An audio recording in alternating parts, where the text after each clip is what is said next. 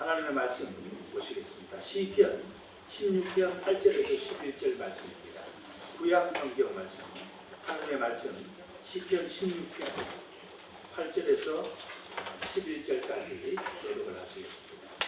구약 성경 812쪽입니다.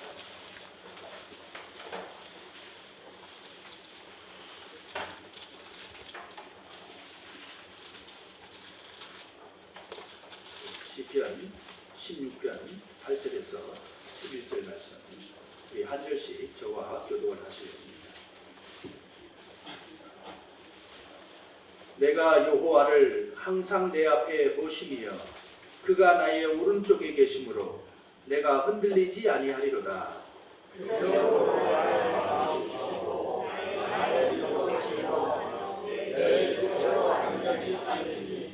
이는 주께서 내 영혼을 수월에 버리지 아니하시며 주의 거룩한 자를 멸망시키지 않으실 것임이니이다.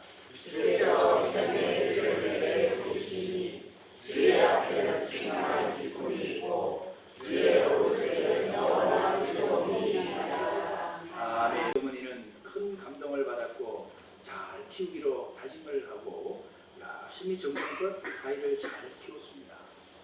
키우는 중에는 고통도 많았고 어려움도 많았겠지요. 그러면서 점점 교정을 받은 발로 글씨도 쓰게 되었고 또 세수와 양치질도 할 수 있도록 이렇게 기구도 만들어서 이렇게 일상생활 하는 데는 전혀 불편이 없었습니다. 그러던 중에 이 아이는 기타를 연주하면서 노래를 잘 부르는 천부적인 소질까지 타고났습니다. 성격도 쾌활하고 밝았습니다. 그러던 중에 미국 대통령이 취임식하는 날 국빈들이 많이 초대가 되었고 그 많은 청중들 앞에 그가 등장을 하였습니다. 축가를 부르기 위해서 등장을 할 때에 많은 사람들은 순식간에 그 많은 청중이 아주 찬물을 끼얹듯 춤추었어요.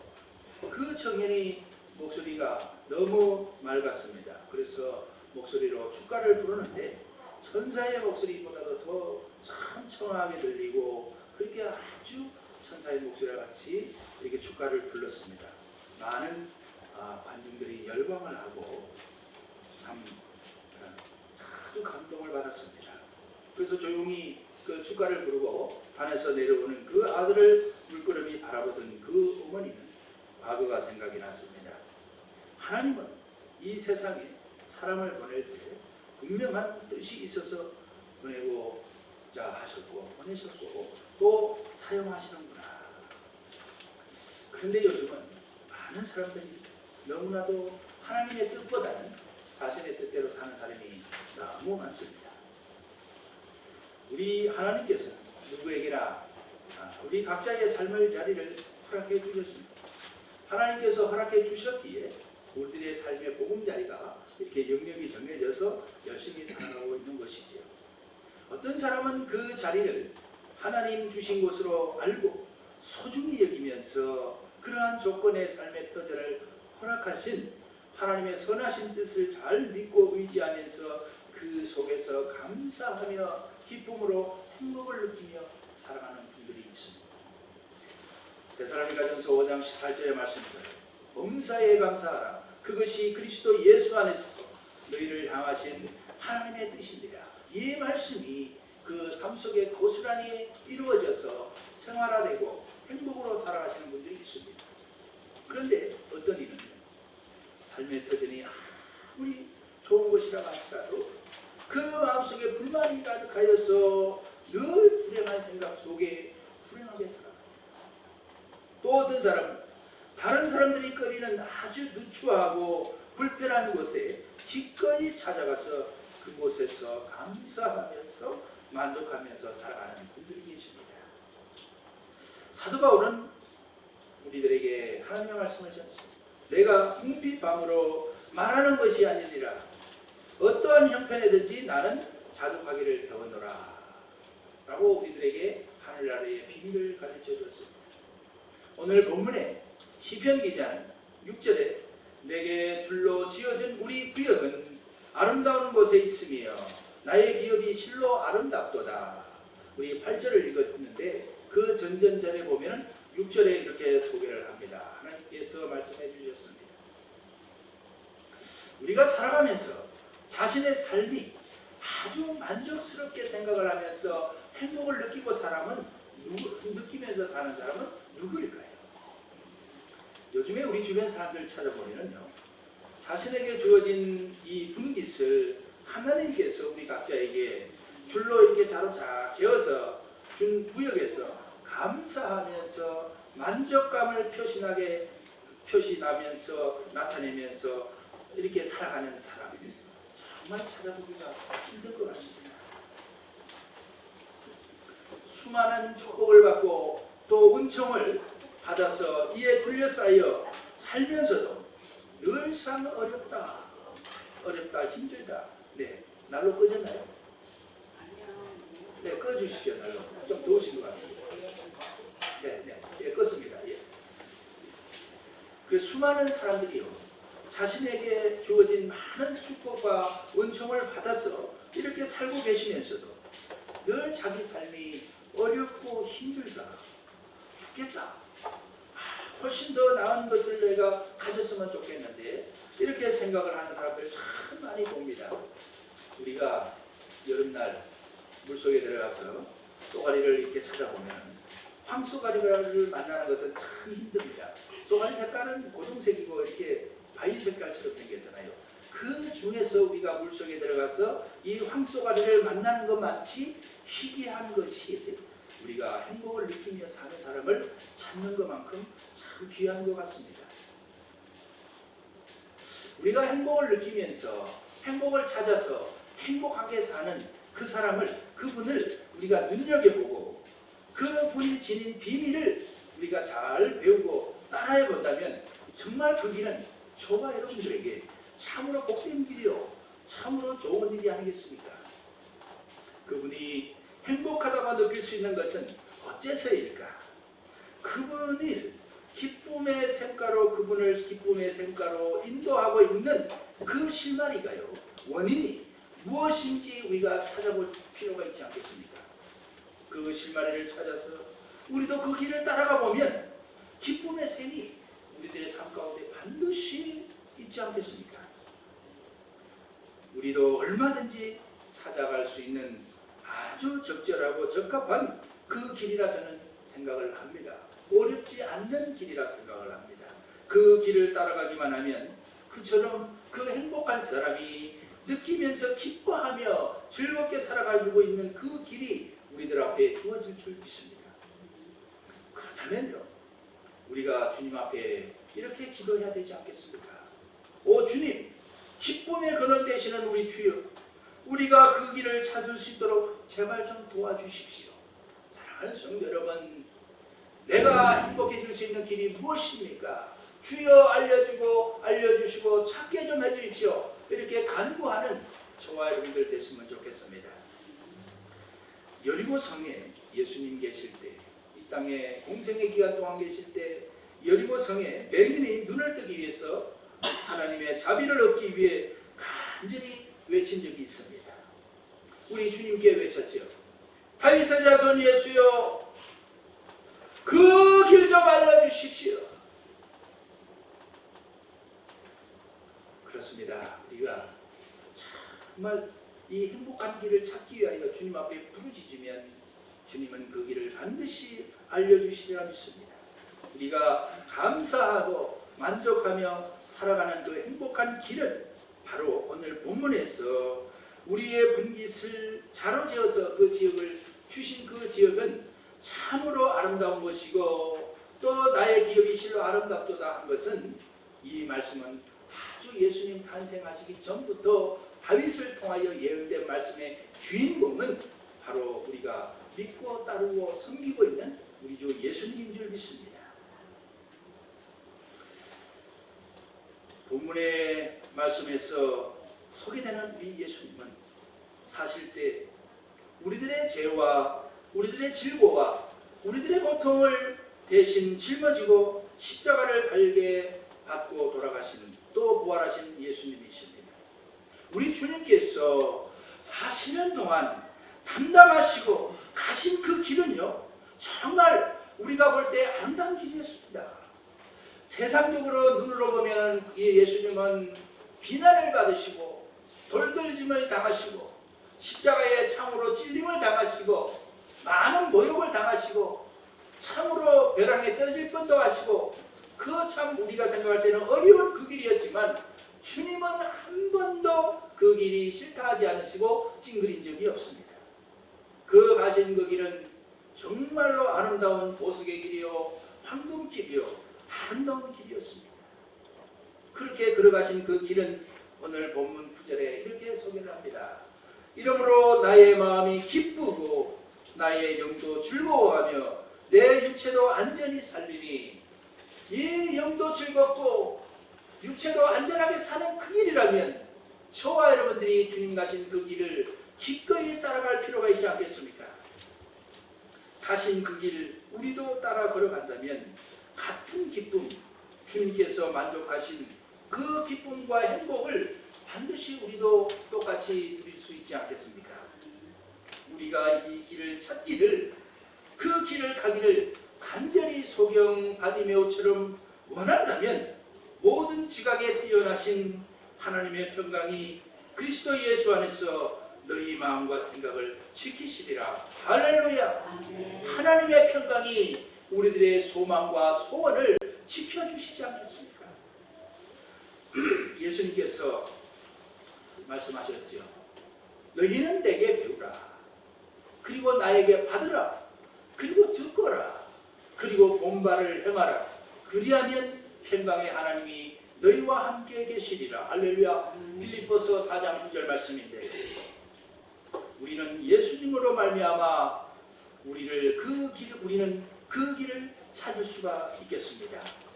이 가장 큰 삶의 큰 행복의 비밀, 그것은 오늘 본문 8절에 우리 예수님이 걸어가신 그 길을 통하여서 볼 때에 본문 8절에 내가 여호와를 항상 내 앞에 보시며, 할렐루야. 저와 여러분들이 주님이 우리 하나님을 정말 앞에 모시고 사는 그 길을 우리가 똑같이 모시고 산다면 그 길은 행복한 길이 된다는 것을 말씀해 주고 있습니다. 그렇습니다. 하나님의 임재 가운데 우리가 살아가는 것입니다. 우리가 그의 멍에를 메고서 배우면 안식에 들어간다고 말씀하시지 않았습니까?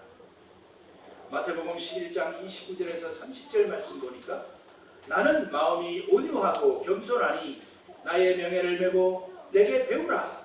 그리하면 너희 마음이 쉼을 얻으리니 내 멍에는 쉽고 내 질은 참으로 가벼움이라. 주님이 참 애절하게 저와 여러분들에게 간곡하게 말씀하고 계십니다. 우리 사랑하는 주님께서 이 땅에 사시는 동안 어떻게 사셨을까? 하나님의 임재에 대해서 어떻게 주님은 생각하고 하고 살아가셨을까? 첫 번째는 그 가장 큰 행복의 비밀, 우리 주님께서 가르쳐 주신 우리 인생의 가장 큰 행복의 비밀, 그것은 하나님의 임재를 사실로 사셨다는 겁니다. 우리 사랑하는 주님은 주변의 모든 것 속에서요, 모든 것들 속에서 하나님의 임재를 분명하게 보고 느끼고 그렇게 사셨습니다. 사랑하는 성도 여러분, 우리는 매일같이 공중나는 새를 보고 있습니다. 짹짹짹짹 지지배배. 이제 새봄이 되면 아주 예쁜 목소리를 내는 새들이 이 동산에 와서 노래를 할 것입니다. 그 노래하는 새들을 바라보며 우리 사랑하는 주님께서 어떻게 말씀하셨나요? 공중에 나는 새를 보라. 아버지께서 먹이시고 계신다. 하나님이 틀림없이 그 새와 함께하고 계신 모습을 바라보라.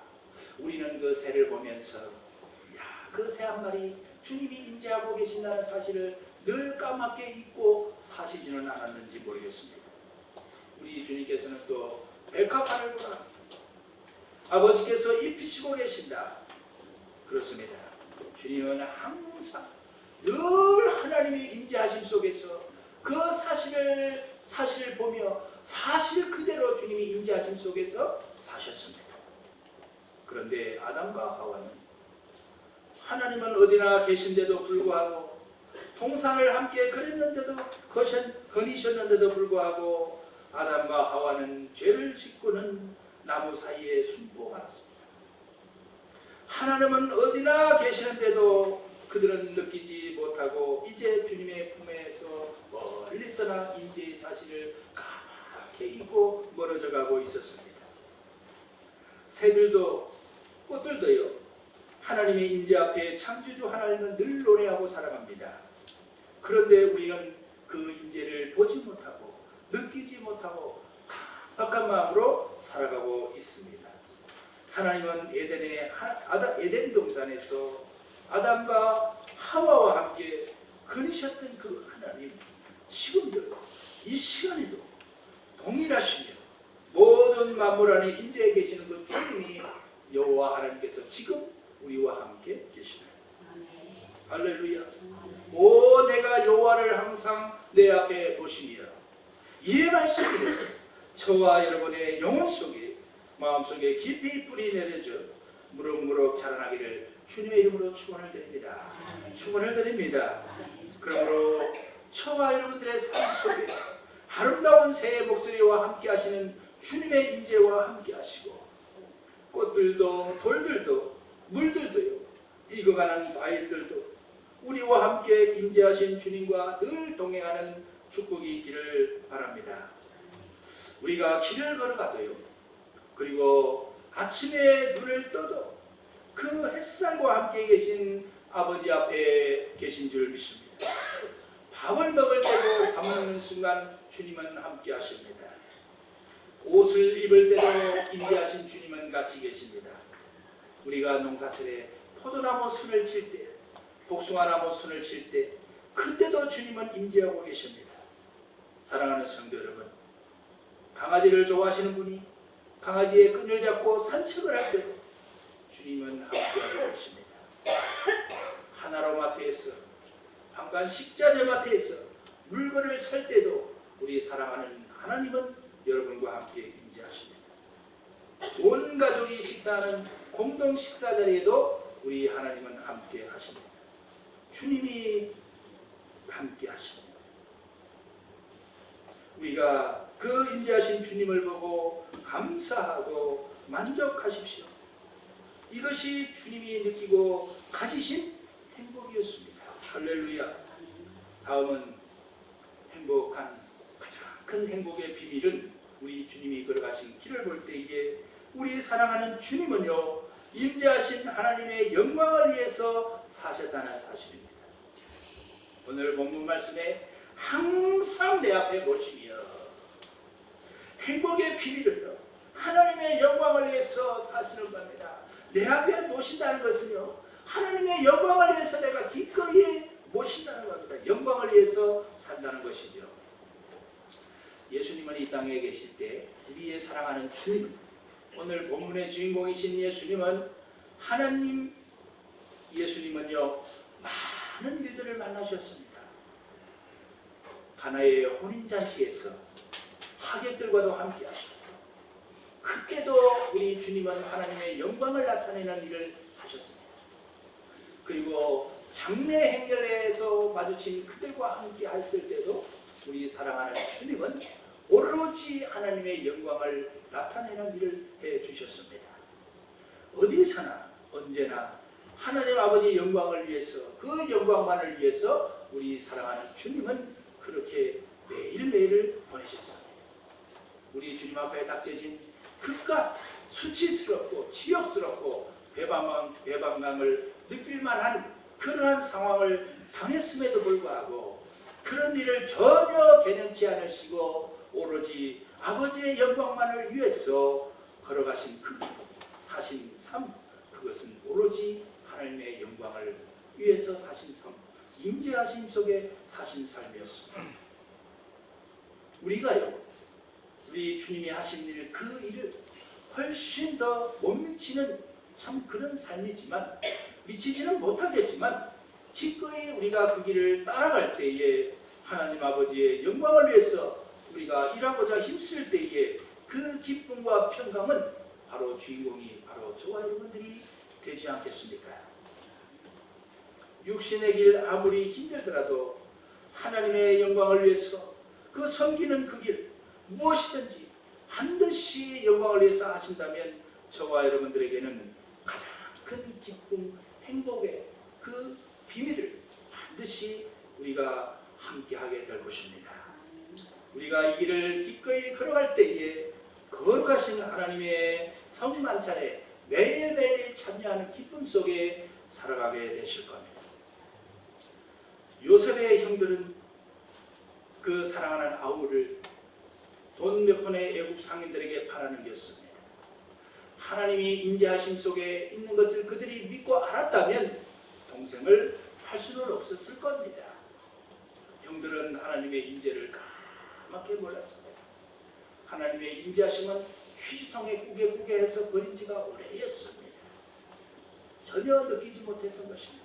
그러나 하나님의 꿈을 꾼 그 요셉은 하나님께서 항상 자기 자신을 보고 있다는 사실을, 임재의 사실을 느끼고 알면서 살아갔습니다. 창세기 39장 9절 말씀 보니까 이 집에는 나보다 큰 이가 없으며 주인이 아무것도 내게 금하지 아니하였어도 금한 것은 오로지 당신뿐이니 당신은 그의 아내입니다. 그런즉 내가 어찌 이 큰 악을 행하여 하나님께 죄를 지으리까? 사랑하는 성도 여러분, 하나님이 지금 옆에서 보고 계신다면 어떻게 사시겠습니까? 그런데요, 놀라운 비밀은요, 놀라운 사실은요, 지금 보고 계신다는 사실이에요. 지금 보고 함께 하신다는 사실이에요. 이 말씀은 진리이고 사실입니다. 사무엘하 우리 7장 9절 한번 보겠습니다.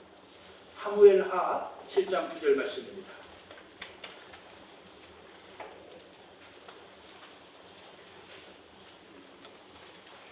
예, 함께 우리 공독하겠습니다.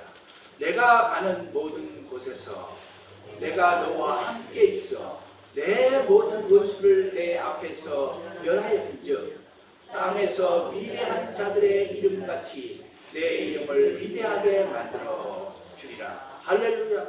하나님께서는 다윗과 함께 늘 함께 계셨다고 말씀하고 있습니다. 우리 한 장 더 한번 말씀 한 군데 더 보겠습니다. 이사야서 41장 10절 말씀입니다. 이사야서 41장 10절 말씀입니다.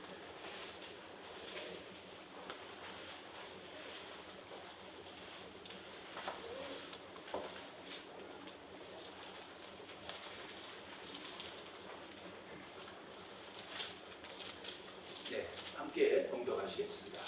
두려워하지 말라. 내가 너와 함께하리라. 놀라지 말라. 나는 내 하나님이 됨이라. 내가 너를 굳세게 하리라.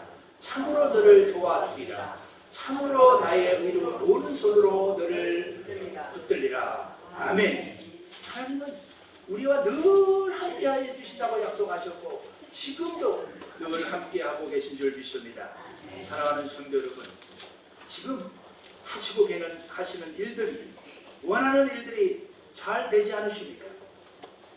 원하는 기쁜 일들이 성취되지 않아 혹시 낙심되고 있지 않으십니까?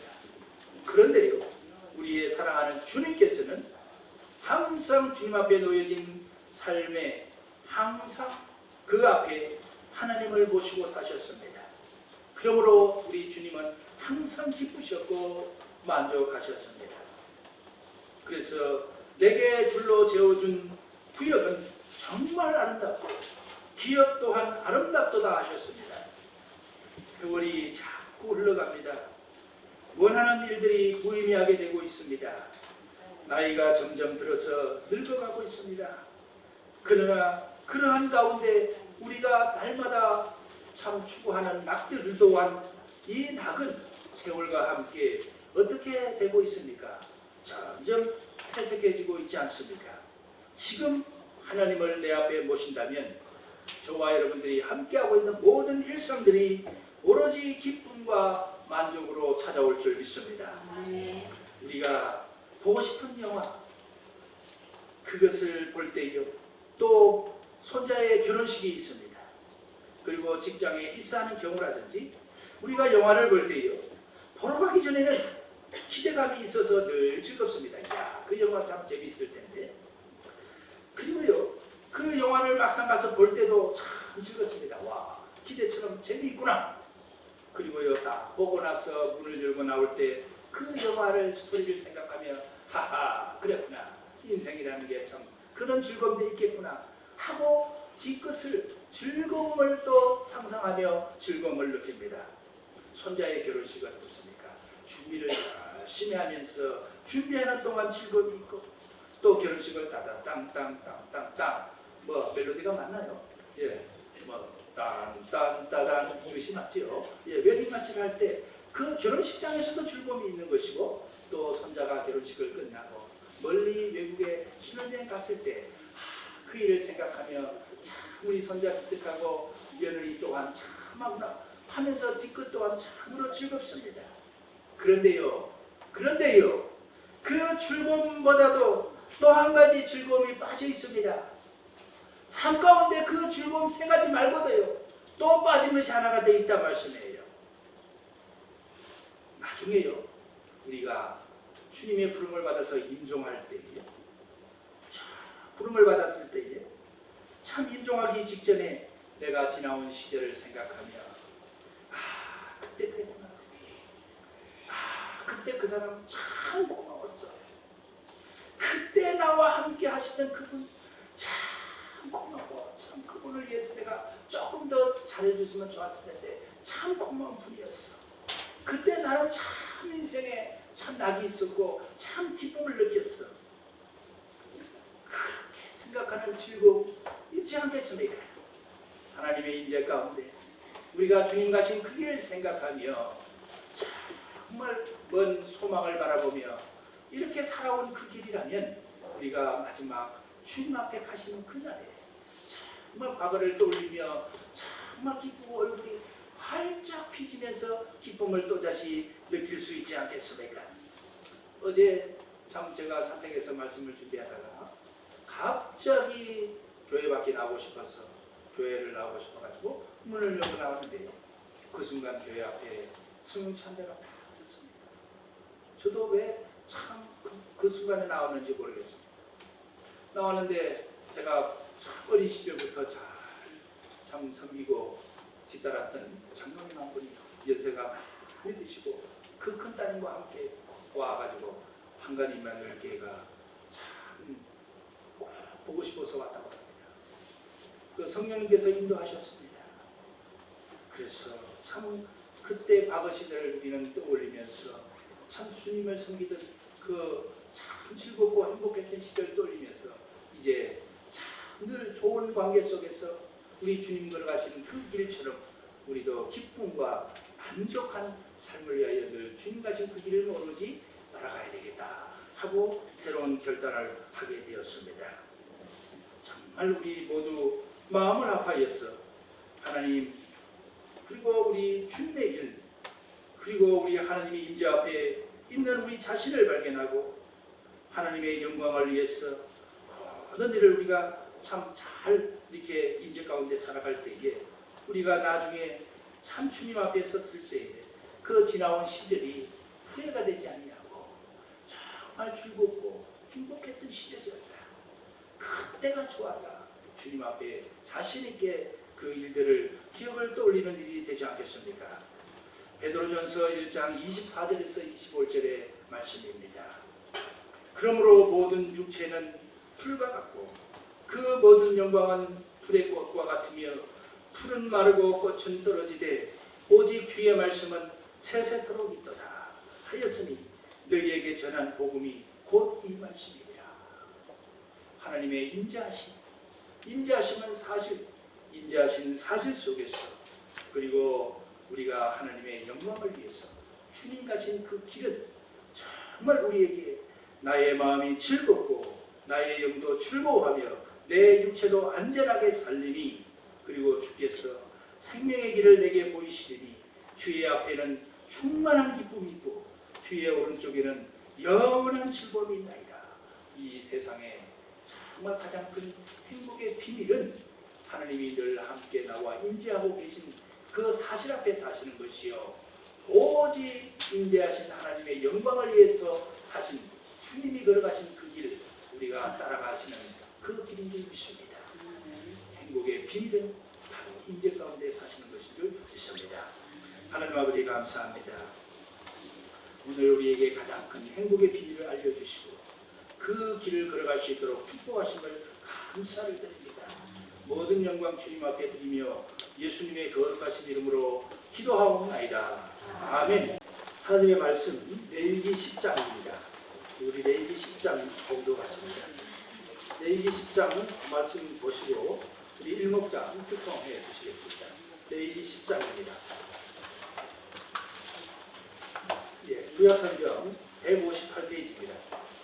레위기 10장 말씀입니다.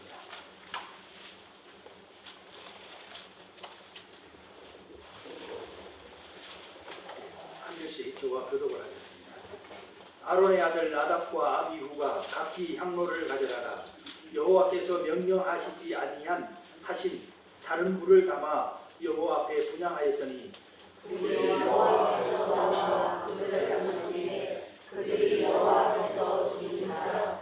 모세가 아론에게 이르되 이는 여호와의 말씀이라. 이르시기를 나는 나를 가까이 하는 자 중에서 내 거룩함을 나타내겠고 온 백성 앞에서 내 영광을 나타내리라 하셨느니라. 아론이 잠잠하니 모세가 아론의 삼손 무시의 아들 이스라엘과 백성을 그들에게 이르되 나와 너희 형제들을 성소 앞에서 진영하고 메고나가라.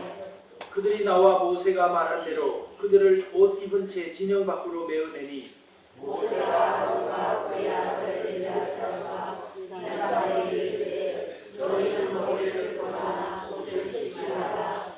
왜냐하여 너희가 죽음을 만나도 여호와의 진노가 온 그들에게 미침을 만나리라.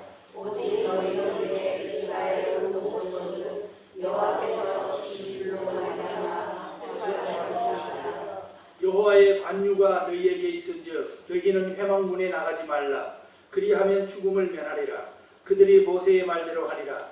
여호와께서 아론에게 말씀하시되 너와 내 자손들이 회막에 들어갈 때에는 포도주나 독주를 마시지 말라. 그리하여 너희 죽음을 면하라. 이는 너희 대대로 지킬 영영한 규례라. 그리하여야 너희가 거룩하고 속된 것을 분별하며 부정하고 정한 것을 분별하고 또 나 여호와가 모세를 통하여 모든 규례를 이스라엘 자손에게 가르치리라. 모세가 아론과 또 남은 아들 엘리아살에게 나답에게 이르되 여호와께 드린 헌물 중 수제에 남은 것은 지키도록 하니 너희는 그것을 취하여 누룩을 넣지 말고 제단 곁에서 먹되 이는 여호와의 화제물 중 내 소득과 내 아들들의 소득인즉 너희는 그것을 거룩한 곳에서 먹으라. 내가 명령을 받았느니라. 너와 내 자손과 너와 함께 정결한 곳에서 먹을지니 이는 이스라엘 자손의 화목제물 중에서 내 소득과 내 아들들의 소득으로 주신 것이니라. 그 들어올린 뒷다리와 흔든 가슴을 화제물의 기름과 함께 가져다가 여호와 앞에 흔들어 요제를 삼을지니 이는 여호와의 명령대로 너와 내 자손의 영원한 소득이니라. 모세가 속죄제를 드리는 것을 사용하니 이미 일사산이라. 그가 아론의 남은 아들 엘리아살과 나답에게 노하여 이르되 이 속죄 제물은 지극히 거룩하거늘 너희가 어찌하여 거룩한 곳에서 먹지 아니하였느냐.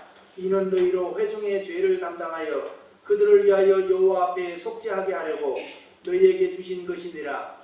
그들은 성소에 들어오지 아니하는 것이었으니 그 제물은 너희가 내가 명령한 대로 거룩한 곳에서 먹었어야 했을 것이니라. 아론이 모세에게 이르되 오늘 그들이 그 속죄제와 번제를 여호와께 드렸어도 이런 일이 내게 임하였거늘 오늘 내가 속죄 제물을 먹었더라면 여호와께서 어찌 좋게 여겼으리요. 모세가 그 말을 듣고 좋게 여겼더라. 아멘. 예, 함께 말씀 나누실 제목은 구별된 삶인데요. 하나님 앞에 기도할 때 우리가 하나님께서 바로 응답해 주시지 않는 것은 하나님께서 듣지 않는 것도 때문도 아니요. 하나님께서 아직 능력이 없어서 우리에게 응답해 주시지 않는 것이 아닙니다. 그것은 하나님께서 우리 우리의 기도의 분량과 아버지 하나님 우리의 능력이 우리의 은혜가 충만한 분량까지 찰 때까지 기다리시는 놀라운 은혜인 줄 믿습니다.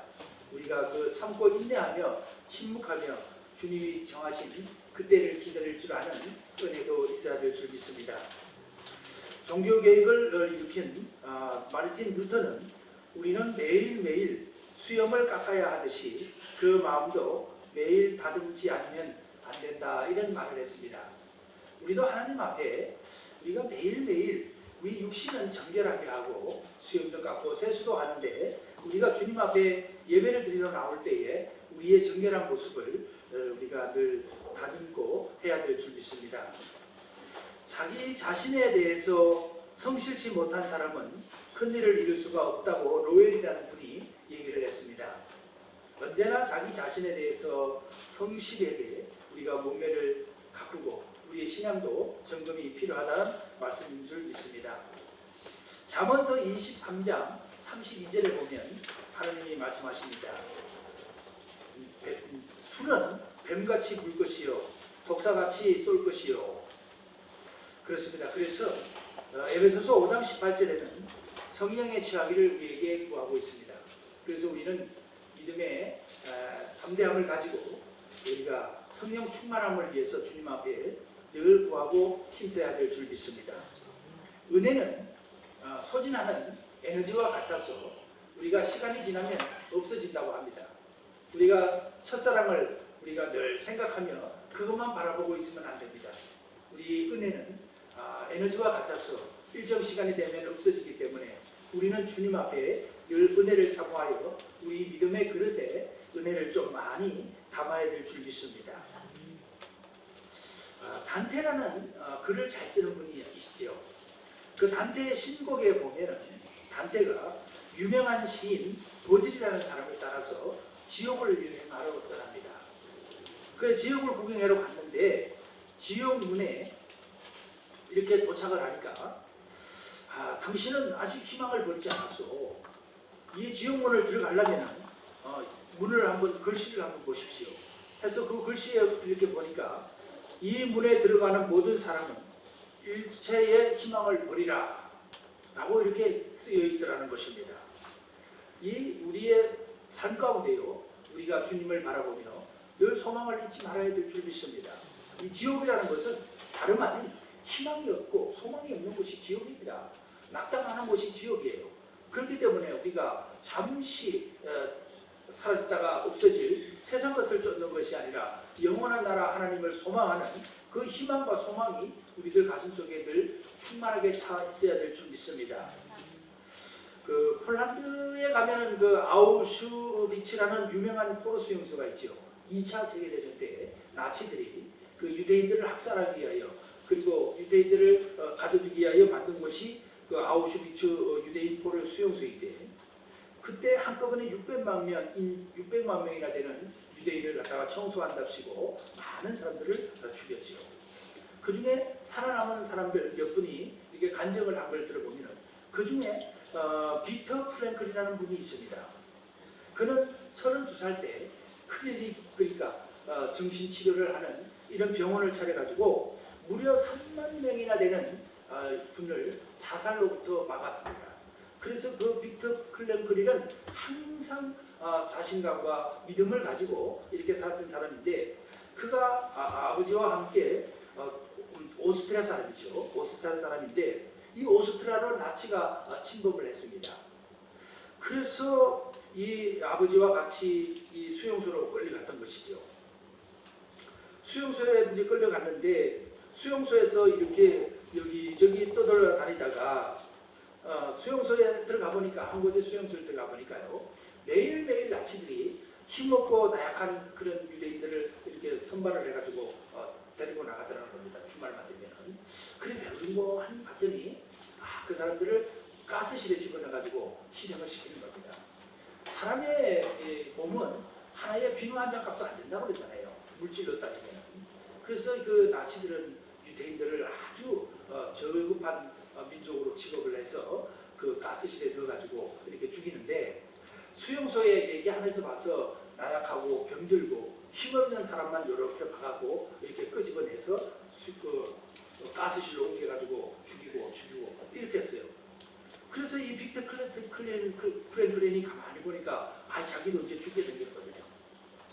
그래서 그는 그 감방에 물이 한 컵이 오면은 물 반 컵만 붓고요. 반 컵은 남겨가지고 그거 가지고 고양이 세수도 하고요. 얼굴을 반지하게 보이려고 사람이 되니까요. 하고 또 젊어 보이기 위해서요. 항상 이렇게 보면은 좀 피부가 조금은 좀 늙어 보인다 싶으면 막 손바닥으로 탁탁 때려가지고요. 이렇게 패기도 하고 막 그 생기도 나게끔 탁탁하기도 하고 그리고요 또 깨진 유리 조각을 어디서 싹 구해가지고요. 남성들은 특히 그 턱에 보면은 수염이 잘 자라거든요. 하루에 한 번씩 깎아야 돼요. 그런데 이제 이 프랭클린이 그 유리 조각을 주워가지고 이제 이렇게 좀 잘 보이는 창문가에 가가지고 이렇게 면도를 하다 보니까 온 얼굴에 상처 투성이가 될 정도로 그는 이제 면도를 그냥 매일매일 했습니다. 그렇게 매일매일 지나니까 수시로 그 감방에서는 힘없고 나약한 친구들은 붙들려 가서 희생했는데 그리고 나서 해방을 맞았습니다. 그가 나중에 이제 간증을 하고 쓴 그런 그 고백서를 보면은 자기는 그 수용소에서 꼭 나는 살아야 되겠다. 그러려면은 내가 어떻게 해야 되느냐. 내가 정신을 좀 바짝 차리고 또 건강하게 보여야 되겠다. 해서 그는 희망을 가지고 내가 건강하게 보이면 살 수 있다. 반드시 나는 살아서 나가겠다 하고 왔어요. 근데 놀라운 건요. 많은 사람들의 해고록을 쭉 이렇게 우리가 쓴 거를 이렇게 보면은 사람이 제일 희생당하고 낙담한 것이 해가 바뀌고 이제 연말이 가고 그 다음에 새해가 올 때쯤에 그 수용소에 갇힌 유대인들이요. 이제 새해가 되면은 이제 독일도 항복을 하고 이제 전쟁이 끝날 걸로 이렇게 기대를 갖고 있다가 해가 바뀌었는데도 아직 그런 소식이 없으면은 그 사람들이 낙담을 한다고 합니다. 그래가지고 이제 뭐 먹을 것도 잘 먹지도 않고 또 씻지도 않고 이런 나약한 생활을 하게 된다는 것이죠. 그러면요 딱하나 나치들이 딱 잡아가지고 가스실에 집어넣고 이렇게 많은 분들을 희생시켰다고 합니다. 오늘 본문에 소개되는 나답과 아비후가 소개됩니다. 이 나답과 아비후는 그 아버지 아론의 자식들이죠. 그리고 나서 아론은 대제사장이고 이 나답과 아비후는 이제 그 레이지파로서 이제 제사장 직분을 감당하는 그렇게 이제 이임을 받고 이제 제사장 그날 취임식을 드리는 바로 그날이었어요. 그날이었는데 그날 거행된 그날 저녁에 그들이 제사장으로서 처음 직무를 다할 때 그 하나님께서 정하신 제단에 있는 불만 사용해서 하나님 앞에 제사를 드렸는데 이 나답과 아비후가 자기들의 임의로 아무 불이나 갖다가 그냥 불살라면 되는 줄 알고 불지르다가요 불로 제사를 드리다가 그만 하나님 앞에 불이 나와서 죽임을 당한 겁니다. 제사장 취임식이 거행된 바로 그날 저녁에 이런 일이 일어난 것은 바로 저와 여러분들에게 깊은 충격을 가져다 줍니다. 하나님께서는 우리 죽어야 할 우리 인간을 사랑하셔서 동물 희생 제사법을 직접 주시면서 백성들과 언약의 교제를 나누시기를 원하셨는데 이 하나님의 애틋한 사랑이 바로 제사 제도 수행에 직접 녹아 들어갔던 것이잖아요. 그래서 그 직접적인 책임을 진 이 나답과 아비후가 책임감을 가지고 하나님의 말씀을 경청하여서 그 말씀대로 살아야 되는데 자기들 임의대로 그 하나님의 말씀을 소홀히 했던 겁니다. 그러니 자기들은 하나님의 말씀을 불순종하는 걸로 끝나지만요. 하나님이요. 자기 백성들을 사랑하셔서 짐승을 죽여서 그 백성들의 죄를 용서해 주시는 그 제사법을 정해서 우리 사람들에게 줬는데 이스라엘 백성들에게 줬는데도 불구하고 그들이 하나님의 말씀하신 대로 행치 않았다. 이것은요. 하나님께서 우리 인간들에게요. 큰 모욕을 당한 겁니다. 굉장히 큰 모욕을 당한 겁니다. 우리 사람들도요. 사람들에게 배신을 당하고 참 모욕적인 언행을 들으면요. 굉장히 수치심을 가지고 일주일 내내 아니면 한 달 어떤 분은 1년씩이나 가요. 뒤끝이요. 우리 사람들은 그걸 뒤끝이라 하잖아요. 모욕적인 언사를 듣고 나쁜 얘기를 들으면요. 참 오래 가잖아요. 그런데 하나님은 그날 따라서 처음 제사제도를 만들고 그렇게 해서 제사를 지내라고 했는데 이 나다과 아비후가요 하나님의 명령을 아주 하찮게 여기고 그대로 행치 않으니 하나님이 모욕을 당하셨던 것이었습니다. 이스라엘 백성들이요 이 분위기가 있어요. 출애굽 40년 동안에 이렇게 쭉 보면 성경의 말씀 하나님 말씀을 보면요 하나님의 불순종에서 참 모세가 기도하러 올라간 틈을 타가지고 그들이 기다리다가 조금만 더 참으면 되는데 인내하지 못하고요 참 그 금을 다 모아가지고 불 질러가지고 녹여가지고 그 참 송아지를 만들잖아요. 그래가지고 그 길을 빙빙빙빙 돌면서 자기들 몸에 피를 흘리면서 그렇게 엉뚱한 길을 벌입니다.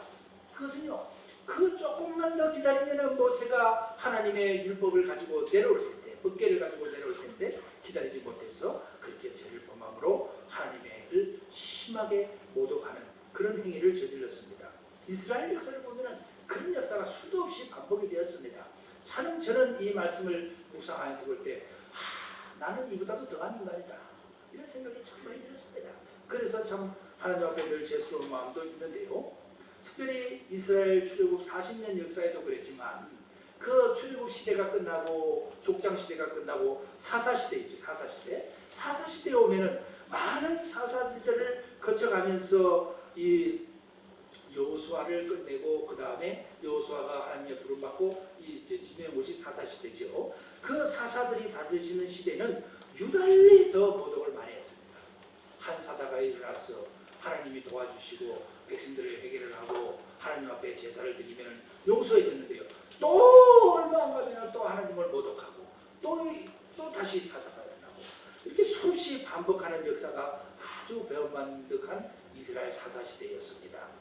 성경에 보면은 그때의 이스라엘에 왕이 없으므로 사람이 각기 자기의 소견대로 옳은 대로 행하였더라. 이 왕은요 누구이겠어요? 예수 그리스도입니다. 주님께서 이 땅에 오셔서 우리의 죄를 용서해 주시고 바른 길잡이가 되어 주셔서 생명의 말씀을 흔히 십자가를 지심으로 우리 죄를 용서하시고 구원의 길을 열어주시기 전까지는 그들이 각자 자기 소견에 옳은 대로 살았습니다. 지금도요 우리가 참 하나님의 말씀을 부여잡고 중심을 잡고 헌신하고 충성하고 참으로 나 자신을 돌아보고 믿음에 바로 쓰면 되는데 그렇지 못하고 자기 소견대로 신앙생활하는 거요. 그거 참 다시 한번 깊이 돌아봐야 됩니다. 성경에서 말씀하시는 대로 하나님이 말씀하시는 대로 신앙생활을 해야 되지 자기 생각대로 옳은 대로 자기 방식대로 신앙생활할 것 같으면 하나님의 성경 말씀을 조금 더 깊이 봐야 될 부분이 아닌가 이런 생각을 갖게 됩니다. 이 나답과 아비후는 성소에 한 사람만 들어가야 되는데 이 두 사람이 한꺼번에 들어간 잘못도 있었고 또 본문에 의하면 술에 취한 채로 분향을 했던 것 같습니다. 우리가 하나님 앞에 예배드리러 올 때는 항상 자기를 정결하게 해서 거룩한 곳입니다.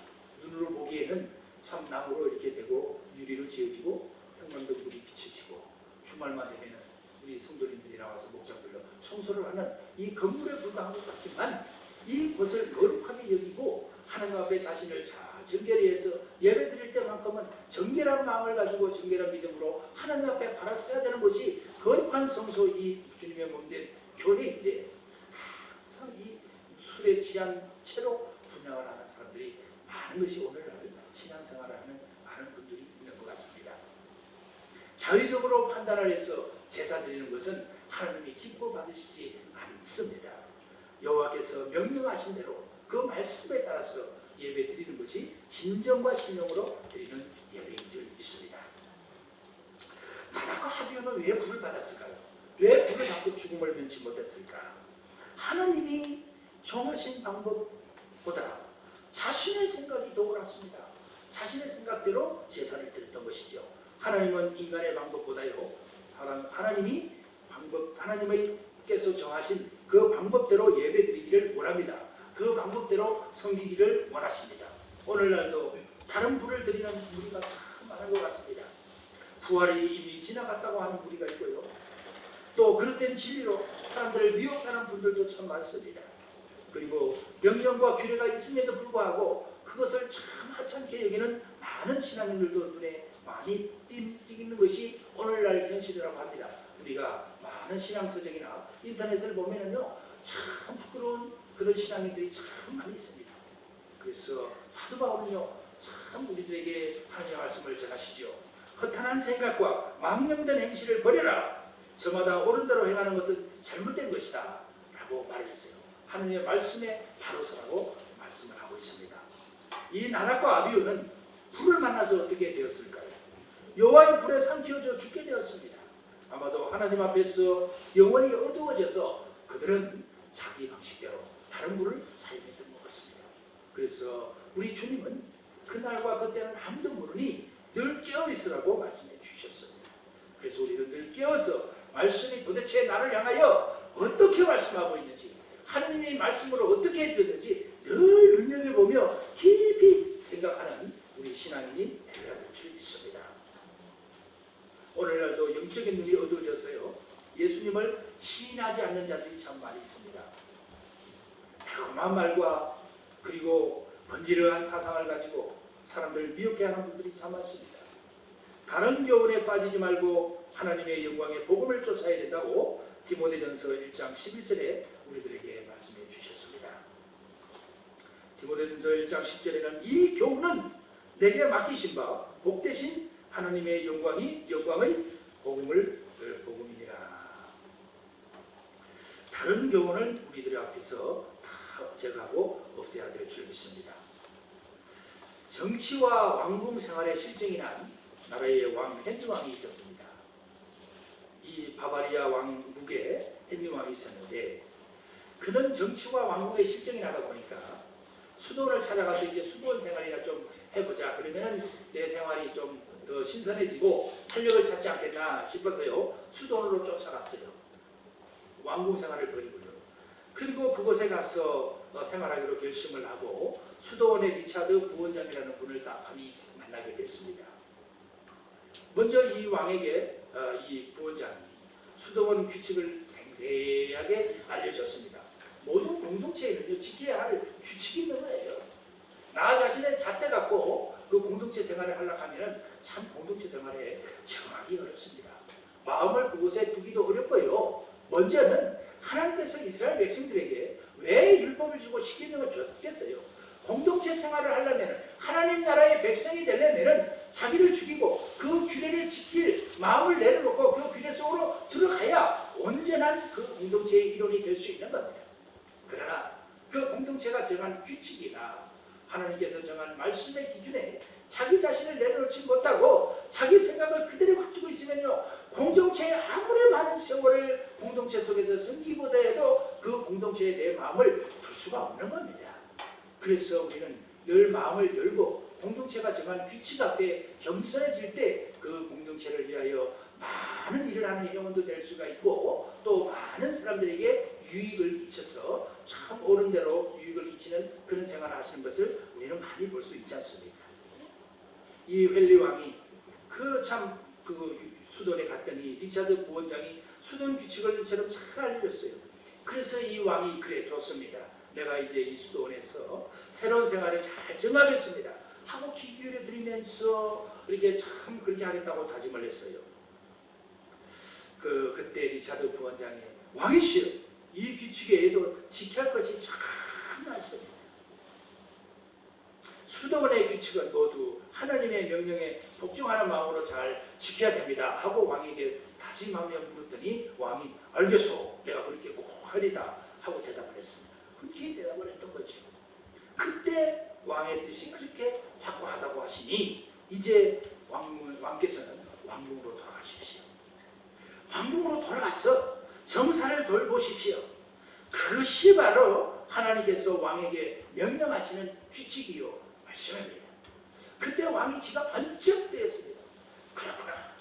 내 자리로 돌아가서 내가 규칙을 지키고 백성들을 잘 돌보는 것이 나에게 주어진 본분이라는 것을 그때 깨닫고 자기 나라로 돌아가서 백성들을 잘 다스리고 그들에게 많은 유익을 끼치는 선한 지도자가 되었던 것입니다.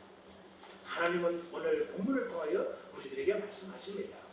부름받은 우리가 어떻게 구별된 삶을 살음으로 하나님 앞에 바른 모습으로 서서 참 공동체의 일원으로서 제사를 드리는 제사장으로서 참 왕같은 제사장 아닙니까? 우리가 어떻게 바로 서야 되느냐 말씀을 해주고 있는데요. 첫 번째는 우리는요 하나님을 향한 삶을 살 줄 알아야 됩니다. 우리를 향한 삶이 아니라 하나님을 향한 삶. 세상의 가치관과 산을 버리고 사는 삶. 간혹하다가 보면요, 교회 나와서 올인을 하는 그 교회 잘 섬기는 신실한 분들을 보고 참 고개를 차곡차곡 하시는 분들이 가끔 있어요. 그런데요, 천만의 공통이요, 올인해서 주의 나라를 잘 섬기는 것이 하나님의 말씀이고 하나님께서 원하시는 것인데, 어떻게 자기 생활을 버리고 왜 이렇게 올인을 하느냐 이렇게 궁금해하는 분들도 가끔 있습니다. 간증들 이렇게 보면요. 그런데요, 하나님께서는 우리들을 향하여서 원하시는 것은 하나님을 향한 참 진실되고 내 삶의 세상적인 모든 삶의 기준과 가치관을 내려놓고 주님의 나라를 온전히 섬기기를 원하시는 것이 하나님을 향한 우리의 삶이라는 것을 주님은 말씀하고 계십니다. 그것이요, 오늘 본문을 통해서 어떻게 우리가 알 수 있느냐, 하나님은요, 우리들이 즐겨 마시는 세상적인 가치관, 독주와 포도주를 마시지 말라는 겁니다. 예를 들면 우리의 성결한 삶 가운데는 그것을 경화해 드리는 것은 옳지 않다는 것입니다. 하나님을 향한 삶, 이 성막과 제사, 온전히 하나님을 위한 삶이어야 되는 것입니다. 직장생활이나 가정생활이나 취미생활 등 많은 것들 때문에 하나님을 가끔 잊고 소홀히 해서는 안 된다는 말씀이시죠. 직장에서든 가정에서든 취미생활에든지 하나님을 온전히 기억하고 예배하는 자세로 모든 곳에서 임해야 하는 것이 하나님께서 우리를 향한 바람직한 삶의 태도인 줄 믿습니다. 두 번째는요, 하나님께서 오늘 본문을 통해서 우리들을 향하여 구별된 삶을 원하시는 자세는 분별할 줄 아는 삶을 살아가는 것입니다. 10절에 분별할 줄 아는 삶, 그리하여야 너희가 거룩하고 속된 것을 분별하며 부정하고 정한 것을 분별하고. 분별될 삶은 무엇을 해야 하고 또 무엇을 하지 말아야 될 것을 잘 분별해야 하는 것입니다. 지금 삶의 상황 속에서 우리가 애매한 상황에 혹시 놓여 있지 않습니까? 세상 속에서 세상 사람들과 함께 살 때 해야 할 것과 하지 말아야 할 것을 분별하지 못하면 안 됩니다. 이것은 내가 해야 할, 이것은 내가 하지 말아야 할 것, 분별하며 살아야 될 줄 믿습니다. 성경은, 하나님은 우리에게 말씀하셨습니다. 악한 것은요, 모양이라고 버리라. 세 번째로 우리는 하나님 앞에 어떻게 구별된 삶을 살아가야 될까? 그것은요, 오늘 본문 11절에 또 나 여호와가 모세를 통하여 모든 규례를 이스라엘 자손에게 가르치리라. 네, 가르친다. 가르치는 것이 무슨 뜻일까요? 본을 보이는 겁니다. 본을 보여야 되는 것이죠. 구별된 삶은 남에게 본이 되고 옳고 그름에 대해서 가르칠 줄 아는 겁니다. 내가 먼저 본을 보이고 그리고 옳지 않다는 것은 해서는 안 된다는 말을 할 줄 아는 사람이 되어야 됩니다. 덩어리가 되어서 잘못된 것을 보고도 번체하고 그것은 내 일이 아니고 내가 참 간섭하면 안 된다, 이렇게 해서는 안 되고요. 공동체 안에서 잘못된 것은 잘못된 것이고 옳은 것은 옳다고 얘기를 하며 바로잡아 나가는 것이 진정한 이웃이요 공동체 이론인 줄 믿습니다. 성도들도 구별된 삶을 계속 유지하려면 우리 이웃에게 진리를 가르칠 줄 알아야 됩니다. 나는 참 세상 말로 개떡같이 살면서 이웃에게 예수 믿으시오 전혀 안 통하는 것입니다. 자신은 언제나 사람을 배반하는 것을 밥 먹듯이 하면서 의리를 지켜라, 신의를 지키기를 원해서는 되겠습니까? 그렇습니다. 우리 그리스도인들은 주님이 걸어가신 그 길을 따라서 우리가 먼저 본을 보이면서 그분들을 가르치면서 우리가 주님의 나라로 그들을 인도해야 될 줄 믿습니다. 가정이나 교회나 직장에서나 하나님의 복음을 준행하며 그 복음을 전할 때는 우리는 반드시 구별된 삶을 가지고 살아가야 될 줄 믿습니다. 오늘 저희들을 향한 주님의 간곡한 마음, 하나님의 부탁하신 말씀, 그것은 바로 하나님을 향한 삶, 독주와 포도주를 버리고 그리고 분별할 줄 아는 삶, 무엇이 해야 되고 무엇이 하지 말아야 될 것인지, 그리고 본을 보이는, 그렇습니다. 우리가 먼저 참 본을 보이면서 진리를 가르치는 그런 신앙이 되어야 될 줄 믿습니다. 하나님 아버지 감사합니다. 우리는 늘 주님 앞에 구별된 삶을 살아야 된다는 것은 알았으면서도 진정 내 삶은 어떻게 사는 것이 구별된 삶을 살아야 되는지는 잘 모르고 지내왔습니다. 아버지 하나님 주님 앞에 참 정말 주님이 함께 하시니 그 때를 기다리는 인내를 가지고 기다리기도 하면서 아버지 하나님 하나님을 향한 삶으로 아버지 하나님 우리를 반듯하게 만들고 아버지 하나님 정말 무엇을 해야 되고 무엇을 해야 되지 말아야 되는 건지를 정말 분별할 수 있는 능력을 갖게 하시고 아버지 하나님 세상 사람들을 향하여서 주님의 본을 보이는 그런 삶을 살아갈 수 있도록 주여 기름 부어 주시옵소서. 주여 한 주일 동안도 기름 부어 주시옵소서. 생명을 살리는 아버지 주의 빛이 되고 싶습니다. 아버지 하나님 기름 부어 주시옵소서. 기름이라는 것은 바로 구별인 줄 믿습니다. 구별의 능력 갖게 하옵소서. 예수님의 거룩하신 이름으로 기도하옵나이다. 아멘.